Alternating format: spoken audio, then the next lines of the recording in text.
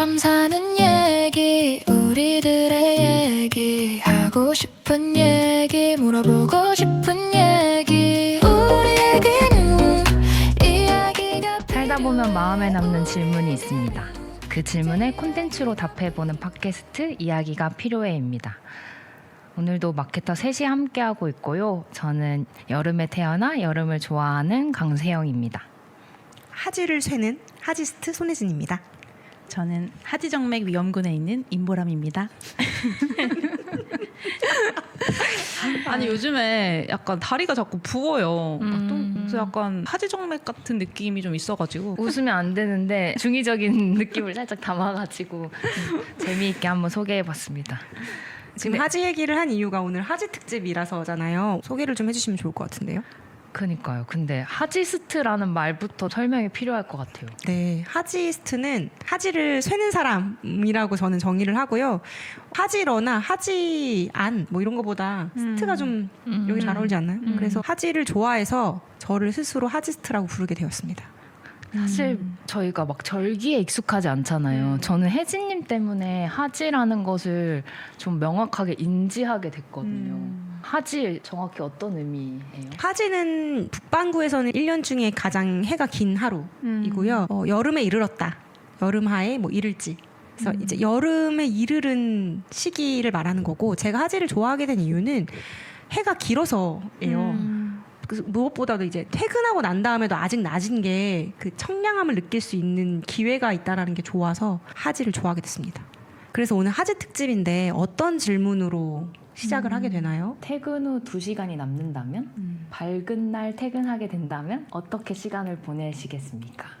테라스나 루프탑 같은 데서 그냥 좋아하는 노래 들으면서 단편 소설 같은 거 읽고 싶은데요. 보람님은요? 저는 초여름의 하지라면 샴팡을 먹겠습니다. 너무 잘 어울리는 딱 지금이거든요. 공원 같은 잔디밭에서 돗자리 깔고 먹는 샴팡도 너무 좋을 것 같고, 와인바에서 먹는 것도 너무 좋을 것 같고요. 지금이 뭔가 샴페인이랑 어울리는 계절인 것 같고, 조금 더 더워지면 이제 무조건 맥주죠. 계절 얘기도 하고 싶은데 보람님 가장 좋아하는 계절 있어요? 저 원래 겨울을 제일 좋아했는데 나이가 들수록 여름이 좀 더 좋아지는 느낌이에요. 뭐랄까, 겨울은 자꾸 내가 빈해지는 느낌이 싫더라고요. 이제 여름엔 좀 생명력 같은 게 좀 느껴지기도 하고, 그러면 이제 봄이 제일 좋지 않냐? 근데 봄은 좀 얄궂은 것 같아요. 너무 빨리 끝나기도 하고, 그래서 점점 여름이 좋아지는 느낌이에요. 혜진님은요? 저는 고를 수 없습니다. 다 너무 좋았어요. 다 좋다? 네. 저는 여름이 제일 좋고, 그냥 어디 뭐 놀러 가서 태양빛 엄청 받고 이럴 때 찌릿찌릿할 정도로 뜨겁잖아요. 자결하는 태양 이런 거. 그런 느낌이 좋아요. 막 솜털 타는 느낌. 저도 막 되게 더워도 이것도 지나면 아쉽다 이런 마음으로 좋아요. 뜨거운 계절, 여름이 잘 느껴지는 작품들 오늘 소개해 보도록 하겠습니다. 저희가 다룰 첫 번째 작품은 천여름 완주 라는 김금희 작가의 소설이고요. 너무나 명확하게 여름이라고 써 있는 작품이라 제일 먼저 생각난 것도 있었던 것 같아요. 이 작품을 보람님이 처음에 같이 읽자고 해주셨던 것 같은데 왜 고르셨었어요? 사실 내용을 알고 골랐던 건 아니고, 이게 작년에 이제 박정민 배우가 오디오북으로 출간하면서 그때 좀 관심을 갖게 됐었는데, 못 읽고 있다가 마침 이 작품 읽으면 좋겠다라고 좀 생각을 해서 추천하게 됐습니다. 그러면은 천여름 완주 줄거리 소개부터 해보고 본격적으로 작품 얘기 들어가 볼까 봐요. 주인공의 이름은 손열매인데요. 어린 시절에 할아버지에게 영화 자막을 읽어주는 그 경험이 바탕이 돼서 성우가 된 인물입니다. 그런데 열매는 이제 믿었던 룸메이트이자 선배인 고수미의 투자 실패로 거액의 빚을 떠안게 되면서 슬럼프에 빠지고요. 그런 우울감 속에서 성우의 생명과도 같은 목소리가 안 나오는 상황이 발생하면서 모든 것을 정리하고 수미의 흔적을 쫓아서 수미의 고향인 완주로 향하게 됩니다. 완주에 도착한 열매는 그 지역의 사람들을 만나요. 근데 그 지역의 사람들이 저마다 사연을 갖고 있고 또 슬픔을 가지고 있죠. 뭐 차별을 받는 다문화 가정 아이들도 있고, 참사로 자식을 잃은 어머니도 있고 또 마음의 병을 앓고 있는 어저기라는 인물까지 만나게 됩니다. 목소리를 잃은 열매는 이제 마을 사람들의 아픔을 가만히 지켜보게 되고 그들과 함께 좀 자신의 아픔도 같이 치유하게 되는 그런 작품인 것 같아요. 그래서 마지막에 결국에는 완주할 힘까지 얻게 된다는 점에서 완주가 되게 여러 가지 의미를 담고 있었다를 보여주는 작품이었습니다. 당초 작가님이 이 완주를 두 가지 의미로 쓰시려고 만드신 작품이겠죠? 저는 의도가 있었을 거라고 생각해요. 그 완주라는 지명 자체를 고른 이유가 여름을 완주해 내는 뭔가를 완주해 내는 것을 염두하고 잘 지은 제목이 아니었을까. 완주라는 말을 평상시 잘 쓰진 않는데 이 작품 통해서 뭐든 잘하는 것보다는 끝까지 가는 것도 되게 중요하겠다라는 생각이 좀 들었던 것 같아요. 맞아. 저는 완주라는 말 자주 쓰는 편이거든요. 달리기를 해서 그런지 완주의 의미를 두는 편이에요. 어차피 잘하는 건 글렀다. 끝까지 하자. 좋은 마음이다. 근데 사실 완주를 한다는 것이 잘하는 거인 것 같아요. 무언가를 끝까지 하는 게 너무 어렵잖아요. 저는 그런 거에 좀 약한 편이거든요. 늘 뭔가 시작은 잘하는데 완주가 잘 안 돼. 그래요? 내가 보는 세영님 아닌데. 그래요? 감사합니다. 우리 집엔 반주가 있었어. 반만 가는데. 소설의 형식이 좀 특이하다는 점부터 얘기를 해보고 싶은데요. 듣는 소설을 만들겠다라는 기획 의도에서 출발한 소설이어서 소설의 형식이 굉장히 좀 특이한데 이를테면 지문과 대사로 이제 소설이 진행이 되는 이 형식 어떻게 보셨어요? 저는 새로운 시도라서 흥미있다라고 생각은 했지만 읽기 편하지는 않다라는 생각이 들었거든요. 근데 이제 이게 오디오북으로 기획된 의도가 있을 거고 들으면 또 다르겠다라는 생각은 하긴 했어요. 근데 들어보진 않았습니다. 저는 처음으로 오디오북으로 들어봤거든요. 되게 신선한 경험이었어요. 이게 모든 오디오북이 다 그런지 아닌지 잘 모르겠지만 이 작품은 성우들이 여러 명 등장해서 대사를 치고 약간 효과음 같은 것도 다 뒤에 들어가고 해가지고 정말 드라마 같다라는 생각으로 들었던 것 같아요. 저는 사실 대본집도 아니고 뭔가 소설도 아닌 이 형태가 조금 어색해가지고 조금 시작하는 데는 저는 좀 어려웠거든요. 근데 세영님이 그 오디오북 말씀 주셔가지고 오디오북을 틀어놓고 한참 듣다가 책을 보니까 좀 더 잘 읽히는 거예요. 그래서 좋았다. 근데 오디오북이 되게 재밌었던 게 박정민 배우가 만들어서 당연히 그래서 그랬겠죠? 유명한 배우들이 되게 많이 나와요. 오디오북 출연자가 네. 염정아 배우가 너무 좋았어요. 염정아 배우가 이제 장이사인? 맞아요. 장이사 도망간 수미의 엄마로 나오고 이제 열매가 고민시 배우, 최양락 배우가 또 할아버지 역할을 하기도 하고 해서 우리가 너무나 잘 아는 배우들이 연기하는 것을 듣는 재미도 있었어요. 그러면은 뭐 오디오북 형식에 대한 얘기는 이제 들었으니까 저희가 오늘 화제 특집이라서 여름 얘기를 하고 있잖아요. 여기에서 다뤄진 여름 얘기를 좀 해볼 수 있을까요? 왜 여름일까? 이름도 열매와 여름이 좀 연결될까요? 그래서 어떤 열매가 이 다음으로 뭔가 싹이 트거나 뭔가 맺어지기 위해서 여기서의 좀 이렇게 익어가는 계절을 버텼다, 보냈다, 약간 이런 그래서 진짜 느낌이지 열매가 않을까. 맺었다. 네네. 이런 생각도 했는데요. 이 완주라는 지역이 가상의 지역이지만 어디를 상상했냐면 팔당댐 근처, 약간 이런 데를 상상을 했어요. 서울에서 그래도 다 갈 수 있는 곳이고, 그리고 비가 많이 오고 어떤 홍수가 나면은 피해를 입기도 하는 그런 지역이라서 이건 어떤 한강 상수 쪽이다 이런 생각을 했고, 그런 데서는 비가 많이 오는 여름이라는 배경이 너무 중요하고 그 여름이 지난 다음에 어떤 결과가 맺어지는 것도 어울린다. 사건 사고가 많을 수밖에 없는 계절이다. 저는 또 소설 속에서 장의사가 매점을 한다는 것도 되게 재밌는 맞아. 설정이었어요. 왜 그런 설정을 했을까요?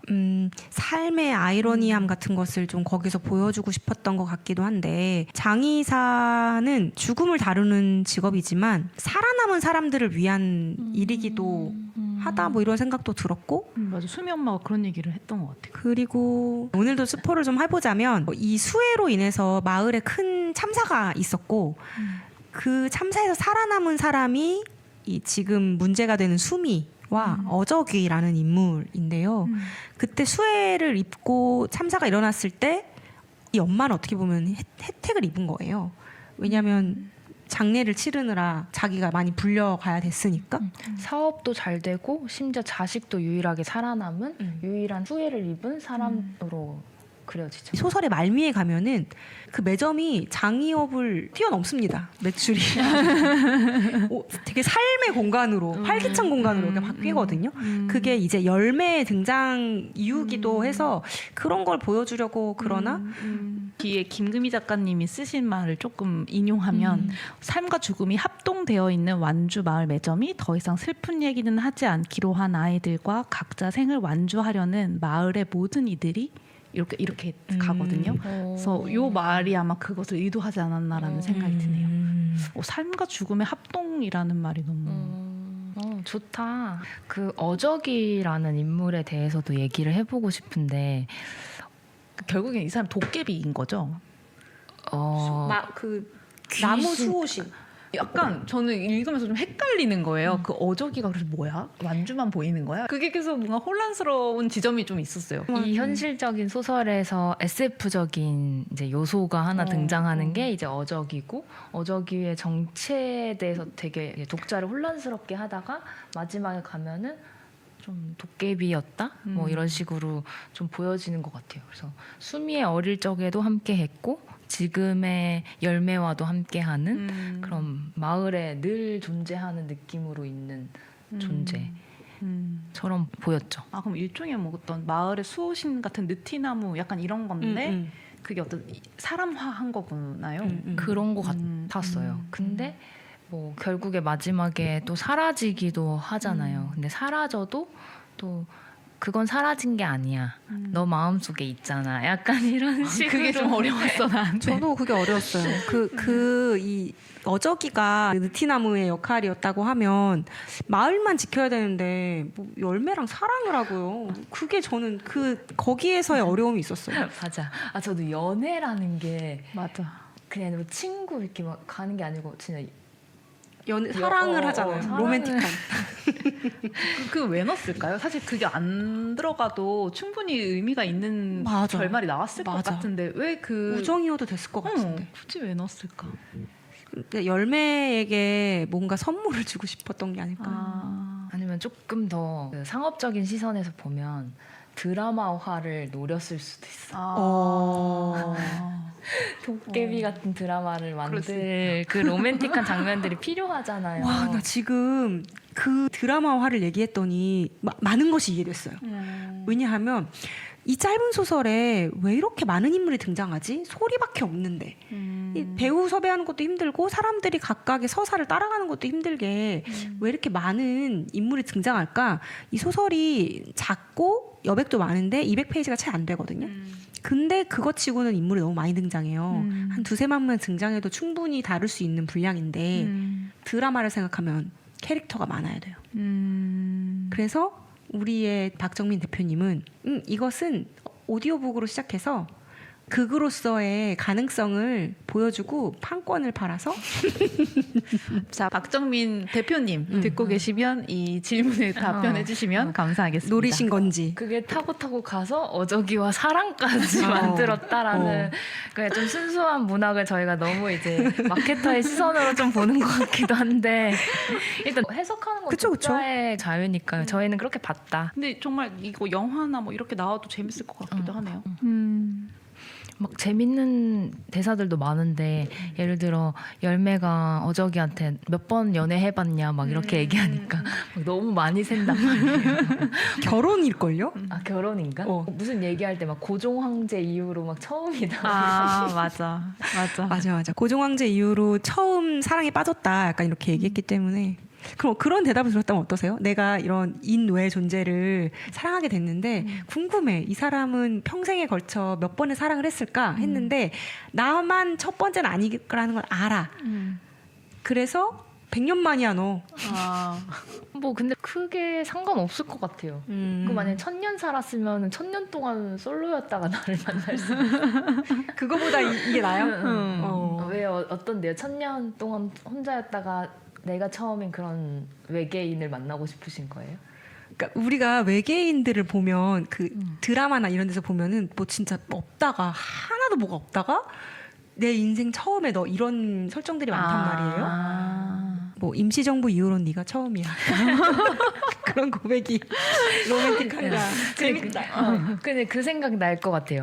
그러면 나는 죽고 얘는 안 죽잖아요. 그럼 내가 지나면 또 다른 사람을 만나겠네. 이런 생각을 하게 될 것 같아.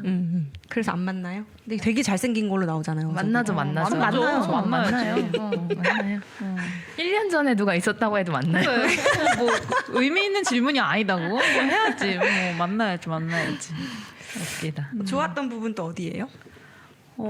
저는 중간중간에 계절감을 서술한 부분들이 좋았거든요. 뭐 이런 뭐 냉장고에 끌려 나온 맥주병만 햇볕에 노릇노릇 구워졌고 막 이런 여름을 나타내는 표현들이 많아서 좋았어요. 여기에서 열매가 질문을 진짜 많이 하는 사람으로 나오는데 어저기가 이런 말을 해요. 와, 그쪽은 정말 다 알아야 하는 유형의 인간인가 보다. 열매는 차마 아니라고 말하지 못했다. 열매는 하루에도 수백 번 마주치는 타인들 모두가 궁금했다. 그렇게 묻고 싶은 충동은 열매의 외로움과 관련 있다는 걸 이제는 알았다.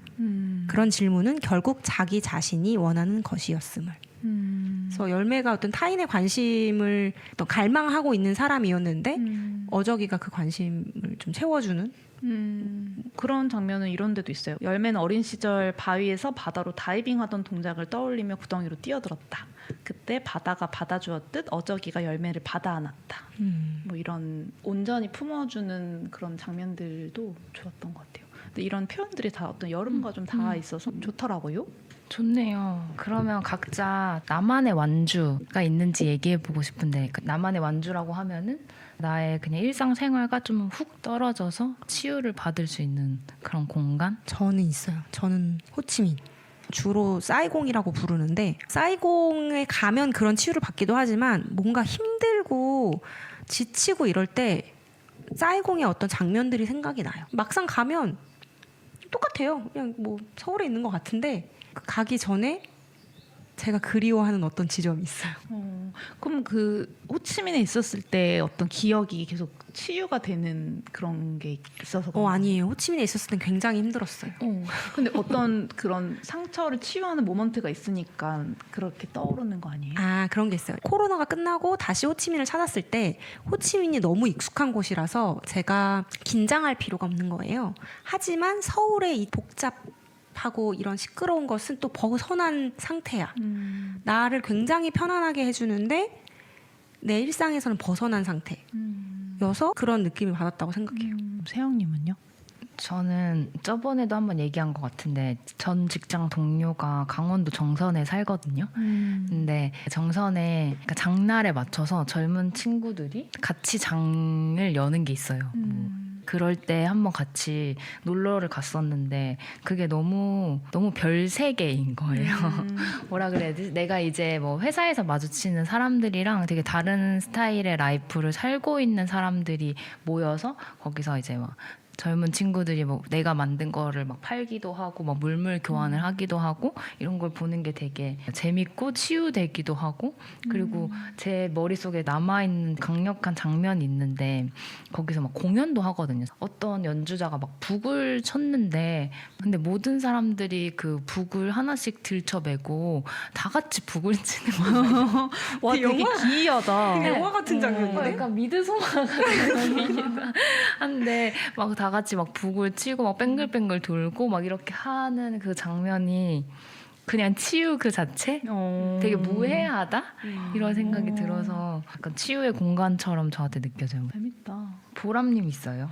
저는 그걸 못 찾았어요. 이 일상에서 벗어나는 법을 못 찾아서 그걸 좀 찾아보고 싶은 게 최근에 좀 숙제 같은 건데 그나마 찾은 게 이제 저는 다이빙 한다고 몇 번 말씀드리긴 했는데 다이빙 할 때는 조금 벗어나는 것 같긴 하더라고요. 완전히 이제 현생과 좀 단절되어 있는 활동이다 보니까 근데 뭔가 저도 그런 공간? 기댈 수 있는 공간이 좀 있으면 좋을 것 같은데 아직은 못 찾았습니다. 뭔가 보람님은 어디 가도 노트북 들고 가서 밤에 노트북 피실 것 같은 그쵸, 맞아요. 그런 이미지. 맞아요.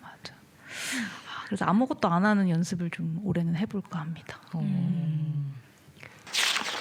그럼 다음 작품으로 넘어가 보겠습니다. 다음 작품은 보람님이 가져오신 영화 안경이라는 작품인데요. 줄거리 먼저 시작해 볼까요? 제가 가지고 온 작품 오기가미 나오코 감독의 2007년작 일본 영화 안경입니다. 사실 이 작품을 먼저 하려는 건 아니었는데 세영님 앞에서 정선 얘기를 해주신 걸 듣고 나니까 영화 안경 얘기 이어서 하면 좋겠다라고 생각을 했는데요. 줄거리 조금 설명드리면 지구 같은 건 없어져 버리면 좋겠다라고 생각하던 여자 타에코가 이제 주인공입니다. 타에코는 이제 휴대전화가 잘 터지지 않는 남쪽 바닷가 작은 마을로 여행을 떠나옵니다. 여기에서 하마다 민박이라는 곳에서 묵게 되는데요. 여기에 주인 유지, 그 다음에 수수께끼 같은 인물 사쿠라, 그리고 생물 선생님 하루나를 만나게 됩니다. 이들은 아침에 바닷가에서 사쿠라가 만든 메르시 체조를 하고 또 소박하지만 맵끼니를 또 함께 챙겨 먹기도 합니다. 근데 타이코는 처음부터 이곳이 좀 낯설었어요. 그래서 좀 심드렁하고 좀 뾰루통하죠. 그래서 좀 이 지역 사람들이 유별나다고 생각해요. 아침에는 꼭 인사를 하고 체조를 하고 꼭 뭔가 끼니를 챙겨 먹고 그것도 다 같이 먹고 이런 것들이. 그러나 이제 이 사람들의 따뜻함 그리고 어떤 마음들에 점차 마음이 풀어집니다. 그래서 이 영화는 사실 어떤 기승전결이 있진 않아요. 그냥 타에코가 낯선 지역에 오고 그녀의 꽁꽁한 마음이 스르르 풀리는 어떤 힐링 영화. 네, 그런. 듣고 보니까 천여름 완주랑도 좀 비슷한데요. 느낌이. 그러네요. 낯선 곳으로 와서 그 마을 사람들과 동화되고 그래서 나도 어떤 치유를 받는. 예전에 보람님이 또 추천해줬던 리틀 포레스트랑도 굉장히 비슷한 것 같아요. 맞아요. 이 작품이 사실 그럼 이제 여름과 왜 닿아 있냐라고 보면 이 영화 자체의 배경이 그 늦봄에서 여름으로 지나가는 요 길목에 있는 거고 일본의 남쪽의 특유의 이런 여름의 온도를 되게 잘 담아내서 지금 딱 6월에 한국과 되게 비슷한 온도감이 있지 않나라는 생각이 들어서 일단 가지고 와봤습니다. 작품에 이제 일본어로 타소가레루라는 표현이 나오고 이제 자막으로 해석하면 젖어들다라고 되어 있어요. 그래서 한번 젖어들어 보세요 같은 이야기들을 이제 극 중에서 하게 됐는데 이제 그 말이 조금 어색한 거예요. 그래서 비슷한 말이 뭐가 있나 좀 찾아봤는데 멍 때리다 약간 근데 이제 멍 때리다 너무 가벼운 거예요. 그래서 이제 챗 GPT 말로는 시간과 장소에 조용히 스며들다라고 표현하더라고요. 근데 좀 다르긴 하잖아요. 그러니까 무라일체 같은 거예요. 예, 약간 그런 거예요. 그러니까 어떤 생각이나 이런 걸 하지 말고 지금 바닷가와 이 따뜻한 공기에 그냥 한번 맡겨봐. 약간 이런 것들을 계속 이 마을 사람들이 이 타에코한테 좀 권하거든요. 그런 장면들이 되게 따뜻하고 뭔가 정서적으로 편안함을 주는 작품입니다. 근데 왜 제목이 안경이에요? 처음에 저도 이게 왜 안경일까 하면서 봤는데 되게 공교롭게도 이 5명의 인물이 전부 다 안경을 쓰고 나와요. 근데 이제 그래서 안경이었다기보다는 이 타에코가 최근에 약간 제 모습 같았는데 어떤 사건에도 심드렁하고 뾰루퉁해요. 그리고 어떤 낯선 이의 마음을 줌에도 뭔가 달갑지 않아 하거든요. 근데 그렇게 꽁꽁 얼어 있는데 이 사람은 늘 아무것도 안 하는 삶이 없었던 거예요. 그래서 이 바닷가에 앉아서도 가만히 있는 시간을 못 견디고 뜨개실을 사다가 뜨개질을 할 정도로 아무것도 안 하는 걸 못하는 사람. 그리고 챙겨올 때도 이 마을에 뭘 하러 온 것도 아닌데 되게 큰 트렁크를 들고 와요. 그럼 사람들이 거기 트렁크에 뭐가 있어요? 라고 물어보면 책을 읽을 걸 가져왔다고 해요. 뭐라도 해야 되는 사람인 거죠. 근데 이 마지막에 이제 이 사람이 살았던 데로 돌아가거든요. 근데 그때 창밖을 보다가 안경이 날아가요. 근데 원래 타에코였으면 그 안경을 줍던지 짜증을 냈을 텐데 뭐 그럴 수 있지 라고 넘기거든요. 그런 의미에서 이 안경이라는 작품의 제목이 지어지지 않았을까 생각했어요. 그래서 다시는 안경을 찾지 않나요? 네, 그러고 끝나요. 그냥 창밖을 보면서 이렇게 지나가는 걸로 끝나요. 거의 끝 무렵에 나오는 거예요. 네. 저 재밌는 포인트 발견했어요. 그 천여름 완주도 그렇고 지금 보람님이 소개해준 이 안경도 그렇고 리틀 포레스트도 그렇고 치유의 과정에서 되게 중요하게 등장하는 요소가 음식인 것 같아요. 심지어 음식을 해 먹고 그 한 것을 나눠 먹는 행위 자체가 되게 인간한테 되게 치유를 주는 행위인 것 같다라는 생각이 들고 현대인의 식사를 생각하면 우리 막 때운다고 하잖아요. 그냥 뭐 김밥, 뭐 샌드위치, 뭐 조금 더 나가면 초밥 이렇게 그냥 뭔가 깔끔하게 먹고 혼자 먹고 해서 치울 수 있는 이런 건데 이제 이런 치유의 상징으로는 막 복잡복잡 막 뭐를 끓이고 막 지지고 볶고 막 맞아. 이러면서. 사람들이랑 나누고. 그리고 자연에서부터 그게 오고. 맞아. 그래서 실제로 우울증으로 치료하면 음식을 배달시키지 말고 해 먹으라고 하거든요. 그런 하는 과정에서 이제 나를 위해서 음식을 하는 것, 그 행위에서 뭔가 치유가 좀 되는 모양이에요. 저는 이 복잡한 생각, 내가 가지고 있는 지금의 고민에서 벗어나는 그 시간들이 스트레스를 해소하고 치유가 되는 거라고 생각하거든요. 근데 음식을 할 때 제가 뭘 느꼈냐면 걔는 어떤 순서가 있기 때문에 딴 생각을 못 해요. 할 수도 있지만 대부분 그냥 이 과정을 완주해야 되는 거예요.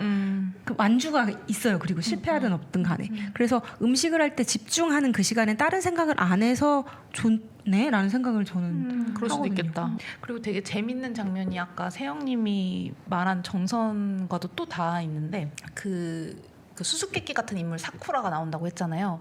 사쿠라도 사실 현지인이 아니고 이 시즌에만 여기에 와서 또 힐링을 하는 인물이거든요. 외지인인데 빙수 가게를 해요. 그래서 빙수를 갈아서 그것을 파는 행위를 하는데 실제 돈을 주고 파는 게 아니라 그 사람이 어떤 물건을 줘요. 어린아이는 종이접기를 한 것을 물물 교환을 하고 또 어떤 사람은 이제 이 유지 씨, 그 민박 주인 유지 씨가 나오는데 그 유지 씨는 그 악기를 연주해서 연주비로 이제 팥빙수를 먹고 이제 이렇게 어떤 재능과 바꾸거나 그 사람이 할 수 있는 것과 바꾸면서 이제 이 빙수를 주는데 그 장면이 저는 힐링 같은 모먼트였습니다. 천국 같다. 천국. 그죠? 그래서 힐링이 필요하면 이 작품을 좀 보시면 좋을 것 같습니다. 작품 속에 명대사 같은 것도 소개해 주시면 좋을 것 같아요.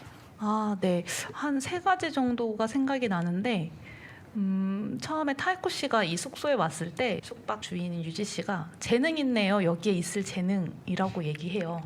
근데 이제 있을 때는? 네. 그 말을 왜 하냐면 이 숙소가 유명한 것도 아니고 여기 지역 자체가 핸드폰이 터지지 않아서 핸드폰으로 찾을 수도 없고 지도도 명확하게 없어요. 근데 이 사람이 길을 잃지 않고 이 숙소를 찾아왔다고 하니까 재능이 있다. 여기에 올 만한 재능이 있다라고 얘기하는데 그러니까 사실 나를 어떻게 증명하지 않아도 나를 기꺼이 잘한다. 있는 존재 그대로 좀 인정해주는 모습에서 좀 타이코가 마음을 열지 않았나라는 생각이 들었고 그런 말이 되게 좋았어요. 그리고 두 번째는 사쿠라 선생님이 팥빙수를 만든다고 했잖아요. 그 팥을 졸일 때 그런 말을 해요. 그 중요한 건 조급해하지 않는 것, 초조해하지 않으면 조만간 틀림없이 라는 이야기를 이제 팥을 졸이면서 하는데 이제 초조해하지 않아도 다 잘 될 거다라는 말을 전달하는 그런 장면이 있거든요. 또 그런 데서 타이코가 또 마음을 좀 연 것 같고. 근데 여름에 직접 졸인 팥으로 만든 빙수를 먹는다고 생각하면은 그 자체로 너무 힐링이. 그리고 뭐 물물 교환하면 돼. 비싼 것도 아니고. 그렇지. 직접 조림 팥 같은 것 너무 진짜 힐링이다. 근데 재밌는 건 이 장면에 나오는 이런 단어들이나 뭔가를 설명하지 않아서 좋아요. 그러니까 이 타이코 씨가 왔을 때도 어디서 왔어요? 뭐 하는 사람이에요? 뭐 왜 왔어요? 이런 질문들을 안 하고 그냥 있는 그대로 받아들이거든요. 그리고 그냥 밥 먹자 이렇게 하고. 네. 그리고 벼랑아도 타이코 씨가 이제 이 사람들이 너무 불편하니까 다른 숙소로 잠깐 옮기겠다고 해요. 그럴 때도 왜요? 뭐가 불편해요? 이런 거 묻지 않고 그냥 괜찮겠어요? 하고 그냥 또 보내거든요. 다시 돌아와요. 그럼 네, 다시 돌아와요. 왜 왜냐면 돌아와요? 거긴 되게 더 특이한 곳이었거든요. 잠깐 간 그 숙소는 모두가 같이 아침마다 밭을 읽어서 그 밭에서 나온 채소와 뭐 이런 농작물로 밥을 같이 해먹는 약간 협동체 같은 숙소였던 거예요. 그래서 거기서 타이코 씨가 아주 진절머리를 치고 나와서 길을 헤매는데 이제 그때 이제 사쿠라 씨가 타이코 씨를 데리러 와요. 그래서 그런 장면들이 좀 따뜻하고 어쨌든 도시에서는 우리가 계속 내가 잘하는 것들을 증명하고 무언가를 해야 된다는 강박이 아마 타이코신이 있었던 것 같고, 그런 이 사람에게 아무것도 묻지 않고 증명하지 않는 이런 삶들이 좀 힐링이 된 거 아닌가. 뭔가 다 놓고 잠수 타고 싶다는 생각을 하게 될 때는 영화 안경을 추천드립니다. 이제 하지처럼 해가 길어서 퇴근하고도 아직 시간이 남았네, 2시간 오늘 평소보다 더 남았네 라고 할 때도 어울리나요? 네, 어울리고요. 누군가 이유 없이 싫어지고 다 꺼져 하고 싶을 때, 잠수 타고 싶을 때, 하지만 시간이 좀 남았고 나를 위해서 뭔가 시간을 보내고 싶을 때 영화 안경과 함께 하시면 너무 좋을 것 같습니다. 매일 봐야 될 것 같아요. 그러면 다음 작품, 혜진님이 가져오신 아름다운 우리 여름이라는 드라마로 넘어가 보겠습니다. 아름다운 우리 여름은 TVN에서 24년에 방영된 단막극 시리즈 중에 하나인데요. 2부작 드라마고요. 퇴근하고 남는 2시간에 충분히 볼 수 있는, 우리가 드라마 너무 길어서 시작 못할 때 있잖아요. 그럴 때 가볍게 시작할 수 있고, 제목에서 알 수 있듯이 이 이야기는 여름을 배경으로 하고 있습니다. 줄거리를 좀 짧게 네. 소개해 볼까요?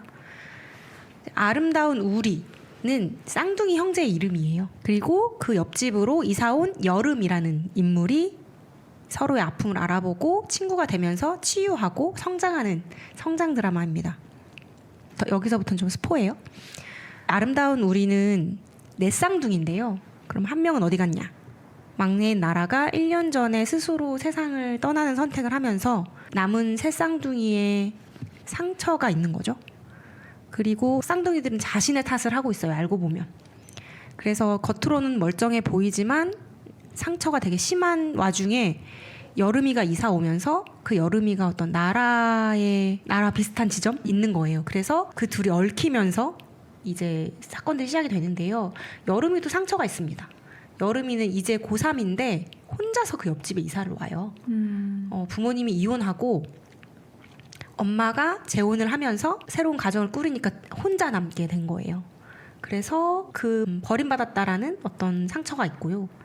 그래서 옆집에 복작복작하는 저 형제들을 좀 부러워하기도 하고, 한편으로는 자기 삶에 침범 안 했으면도 싶은데 어쩔 수 없이 얽혀 들어가는 사건들이 발생하면서 이제 서로 아름다운 우리 여름이 되는 그런 이야기입니다. 이 작품을 고르신 이유가 있으세요? 저는 처음에는 첫여름 완주 얘기만 하면 되겠지라고 생각을 했는데 불현듯 이 드라마가 생각이 났어요. 아름다운 우리 여름이라는 드라마가 있었지? 그거는 제목도 여름이고, 그리고 이야기가 여름이 배경이기도 하고요. 하복을 입고 나온 친구들이 있는데 아직 여름방학은 안 한 느낌이거든요. 그러니까 딱 진짜 6월 정도일 것 같고, 그래서 자연이 많이 나오지는 않은데 등하굣길에 보이는 공원이나 호수 이런 장면들도 되게 청량한 느낌을 주고, 그리고 저는 여름 하면 청춘물인 것 같거든요. 청춘이 성장하는데 가장 잘 어울리는 배경의 영화기도 하고 해서 하지 특집으로 너무 잘 어울리겠다라는 생각이 들어서 골랐습니다. 이 드라마 역시 성장과 치유를 다룬 드라마라고 봐도 될 것 같아요. 저도 혜진님이 추천해줘가지고 봤는데요. 전 제목도 처음 들어보는 작품이었어요. 그래서 아무 편견 없이 아무 줄거리를 알지 못한 채로 봤는데 굉장히 밝은 드라마이면서 또 동시에 굉장히 슬픈 드라마이기도 해가지고 재밌게 봤던 것 같아요. 네, 저도 세영님이 재밌게 봤다는 얘기 듣고 좀 뿌듯했어요. 그러니까 제가 아무도 모르는 드라마를 추천해도 될까? 이런 생각을 하다가 그래도 난 너무 재밌었고, 저도 그 트위터에서 그 여러 트윗들이 이걸 추천해줘서 보기 시작한 거거든요. 어떤 특정한 장면들을 보고, 그래서 세영님이 재밌다고 했을 때 다행이다. 그래서 이거 들으시는 분들도 저희 믿고 한번 보시면 좋은 드라마 내가 덕분에 만났네라는 생각하실 수도 있겠다. 그러면 이 작품에서 좋았던 장면을 하나 꼽자면 뭐가 있었어요? 이 친구들이 19살이죠. 19살 친구들, 아름이, 다운이, 우리, 그리고 마지막에 여름이까지 너무 큰 상처를 가지고 있는 거잖아요. 네 쌍둥이였는데 한 명이 생을 그냥 스스로 떠나버리고 남겨진 세 쌍둥이. 그리고 19살인데 엄마가 나를 버리고 재혼해서 집에서 혼자 사는 여름이. 심지어 왕 왕따도 당하거든요. 굉장히 슬픔이 많은, 상처가 많은 친구들인데 그 상처를 하나씩 이렇게 치고 가는 장면들이 되게 많아요. 그러니까 한 명씩 다 그 상처를 극복해요. 어떤 방식으로든. 그래서 그것을 보는 카타르시스가 있어요. 맞아요. 이게 단막극이기도 하고 해서 명확하게 치유를 해줍니다. 여름이에게 없었던 거는 가족인데 이 여름이에게 가족이 되어주는 거예요. 그리고 아름다운 우리는 동생을 잃어서 나라가 없어진 그 자리를 여름이가 이제 대신 해주는. 그래서 완벽히 서로의 그런 빈 구석을 딱 채워주면서 퍼즐이 맞춰지듯 상처가 딱 아무는 장면들이 많이 있어서 재밌었어요. 맞아요. 뭐 동생을 잃은 새쌍둥이라는 설정이 되게 기가 막히면서도 여기에서 그 세 명이 똑같은 방식으로 슬픔을 겪고 있진 않거든요. 그리고 그것이 각각의 문제로 바뀌어요. 근데 그 문제들이 여름이와의 어떤 케미스트리로 해결이 되거든요. 첫째는 너무 의젓해버려. 근데 뒤에서는 꼴초가 됐어. 착한 아이 컴플렉스 같은 게 있는 거예요. 그래서 여름이가 너 그렇게 착한 척 하잖아. 근데 나도 사실 그런 사람이야. 그래서 아름이가 나쁜 짓을 해요. 그래서 극복. 저렇게 나쁜 짓을 한다. 그리고 둘째는 달리기를 잘하는 육상 선수, 단거리 육상 선수인데 이제 안 뛰어지는 거예요. 원래는 복잡한 생각 없이 뛰기만 하는 애여서 잘 뛰었다라고 하는데 생각이 많아진 거죠. 동생을 잃고 나서. 그래서 이제 달리기 하기 싫다 그러거든요. 근데 알고 보니 동생이 자기를 맨날 지켜봐 주던 기억이 있는 거예요. 달리기를 할 때. 그래서 그걸 알고 나서 또 극복이 되고. 이 드라마가 되게 비극적인 요소들을 많이 가지고 있는데 산뜻함을 잃지 않거든요. 근데 저는 그 요소 중에 하나가 아까 말한 혜진님이 설명하는 것처럼 뭐 다운이가 난 이제 못 뛸 것 같아 막 이러면서 막 그 심파로 막 빠져요. 나는 뭐 동생이 생각나서 못 달려 이제 막 이렇게 울면은 여름이가 아우 지루하다. 지루해서 못 듣겠다. 이렇게 그냥 중간에 확 끊어버려요. 뭐 되게 애들이 막 슬픔에 빠질 때 야 아이스크림이나 먹어. 야 이거 2+1이니까 이거나 먹어. 그리고 막 가. 약간 이런 부분에서 약간 환기가 한 번씩 이렇게 되고 슬펐다가 환기됐다가 하면서 이 밸런스가 너무 우울하지 않게 슬픔을 다루긴 하지만 너무 거기에 매몰되지 않게끔 그걸 끌고 가서 되게 청춘물 같았어요. 학생물 중에 좀 기억나는 거 있어요? 저는 근데 10대 물을 되게 좋아했었어요. 학교 학교. 시리즈라거나 드림하이. 드림하이 뭐 꽃보다 남자도 되게 재밌게 봤고 그런 막 이민호 나오는 오글거리는 그런 상속자들 이런 것도 늘 재밌고 맞아, 그런 건 너무 재밌지. 근데 사실 그건 막 성장 서사는 아니에요. 그죠 그냥 10대들 나오는 거 나도 그런 거 너무 10대들 좋아해. 나오는 거가 재밌어. 맞아. 그리고 성인이 일탈하는 거는 별로 그렇게 큰 자극이 안 되잖아요. 근데 막 10대들이 막 사귀고 막 맞아. 10대들이 파티하고 막 이런 그래, 거는 그래. 늘 막 도파민 금기의 영역을 막 넘어가는 거예요. 그리고 사춘기물 이런 게 나도 좋아. 저 10대 때 가십걸이나 스킨스 영국 드라마 이걸 되게 많이 봤어요. 우리는 상상할 수 없는 미국의 10대들과 영국의 10대들. 맞아, 다르지. 서양의 10대는 서양의 10대들은 이제 클래스가 다르구나. 그 시기에 영드 미드를 많이 봤네요. 지난번에도 섹스 앤 더 시티 얘기했잖아요. 맞아요. 그때 좀 유행이었어요. 프리즌 브레이크가 한번 휩쓸고 그 다음에 뭐가 재밌대 막 이러면서 공부는 안 하고 소양을 많이 쌓았다. 이렇게 해서 뭐 약간 추억여행 떠나갔다 와봤는데요. 나의 고등학교 시절이 어땠는지 뭐 이런 것들을 뭐 되짚어 볼 수도 있고 근데 그런 걸 떠나서 드라마적 재미가 있고 요즘 드라마에서 보지 못하는 어떤 산뜻함 같은 것이 있는 드라마여서 시간이 남을 때 2시간 들여서 보시면 좋을 것 같다는 추천드립니다. 저희 계절 특집에 맞게 노래 얘기도 한번 해볼까 봐요. 우리 계절마다 노래 얘기해요. 앞으로.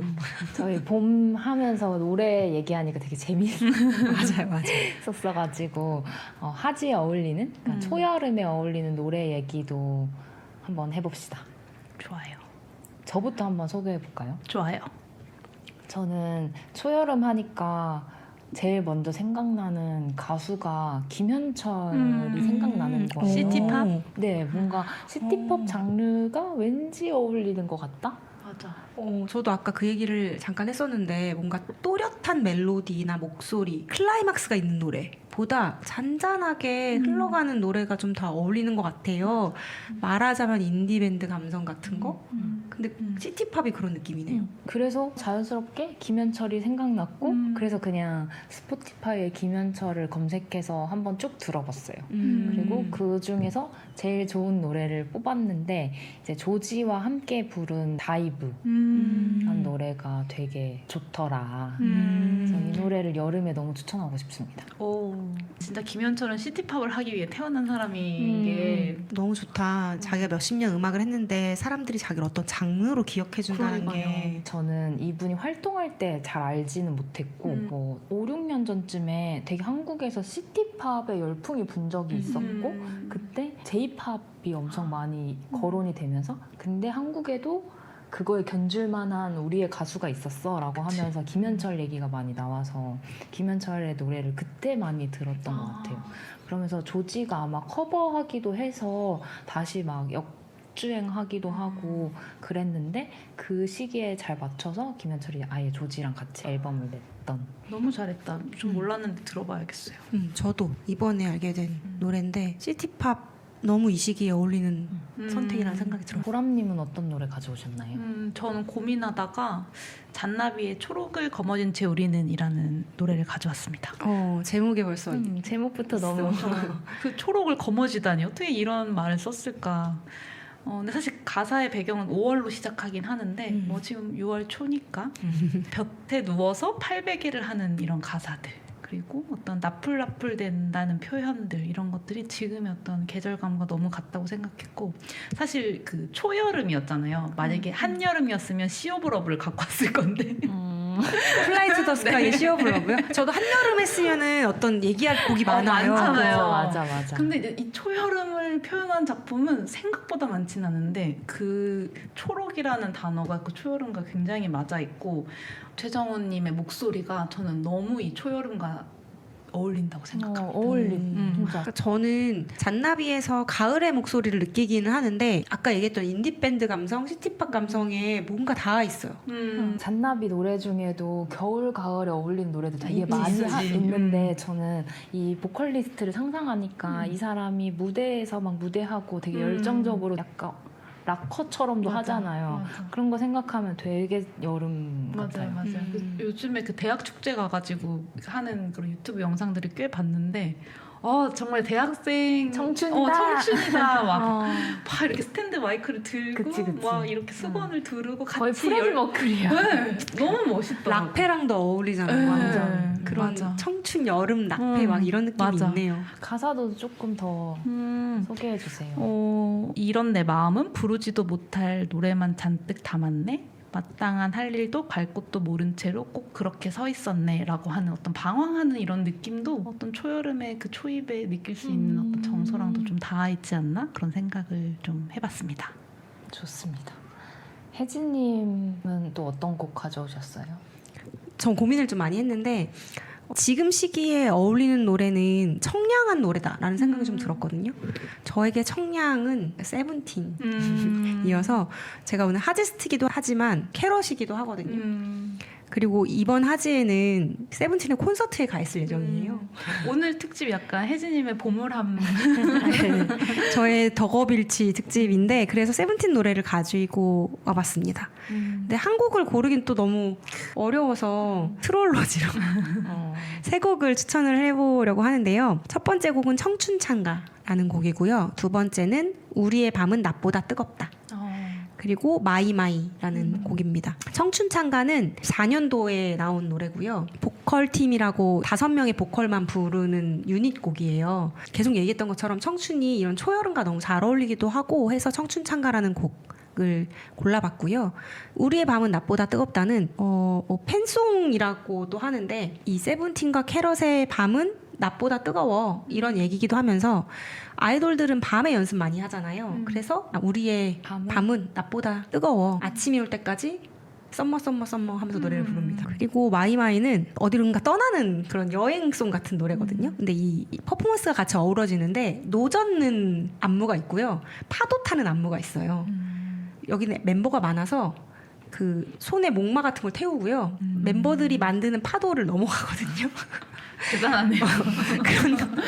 그런 장면들이 되게 청춘 같고 청량하다. 듣기로도 되게 좋고 세븐틴의 유명한 노래들이 좀 되게 센 노래들이 많은데 수록곡들은 이렇게 좀 청량하고 시원한 노래들이 많아서 세븐틴 노래 한번 들어보셨으면 좋겠다라는 의미로 추천드립니다.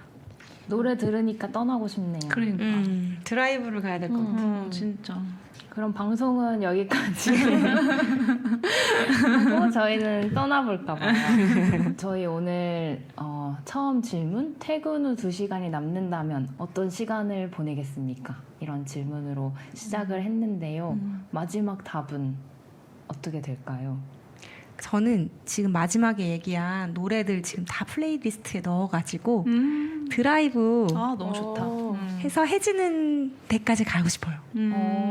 낭만이다. 저는 그 차에 타야겠습니다. 저는 이 계획에 동참하겠습니다. 보람님은요? 그럼 저도 같이 갈까요? 비슷하나요? 드라이브 하기 좋은 계절인 걸로. 그러면은 저희는 또 다음 계절 특집으로 또 한번 해보고 오늘은 여기에서 마무리할까 봐요. 좋습니다. 낮이 길어지는 하지에도 이야기가 필요하신가요? 2주 뒤에 만나요. 안녕.